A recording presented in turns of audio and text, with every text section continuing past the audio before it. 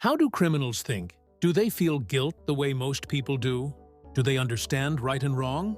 Or do they see the world through a completely different lens? Criminal psychology does not assume criminals are monsters. It studies patterns of thinking, emotional processing, and decision-making that make crime possible. One of the biggest myths is that criminals are always angry, impulsive, or out of control. In reality, criminals fall into very different psychological categories. Some crimes are impulsive. These crimes happen in moments of rage, fear, intoxication, or emotional overload. The offender does not carefully plan, they react. In these cases, poor impulse control, emotional dysregulation, and substance use play a major role. But many crimes are calculated. Planned crimes involve anticipation, control, and rational thinking.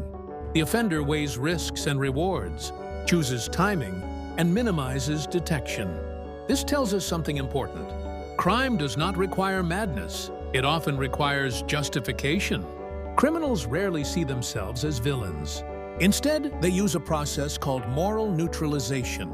They tell themselves, "I had no choice. They deserved it. Everyone does it. The system is unfair." These internal justifications reduce guilt and allow crime to feel acceptable, even necessary. Another key factor in criminal thinking is empathy. Empathy is the ability to feel or understand another person's emotions. Many offenders have reduced empathy, especially toward victims they see as outsiders, enemies, or objects. This does not always mean they lack empathy entirely. It may be selective. Some criminals feel empathy for family or friends, but not for strangers. A small percentage of offenders, however, show extreme emotional deficits. This is where psychopathy enters the discussion.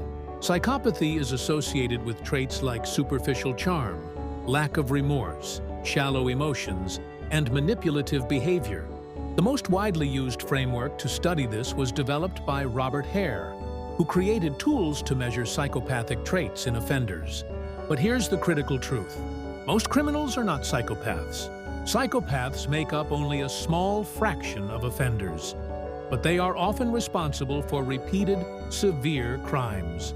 The majority of crime is committed by ordinary people under pressure, opportunity, and distorted thinking. Criminal psychology also studies cognitive distortions. These are thinking errors that justify crime. For example, minimizing harm. No one really got hurt.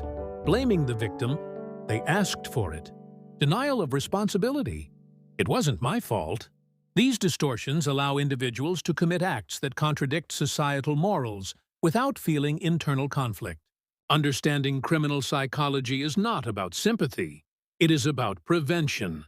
When we understand how criminals think, we can design better rehabilitation programs, identify early warning signs, reduce repeat offenses, build fairer justice systems. Criminal psychology reminds us that crime is not just an act. It is a mental process. And to stop crime, we must understand the mind behind it. This is Criminology, and this is Episode 3.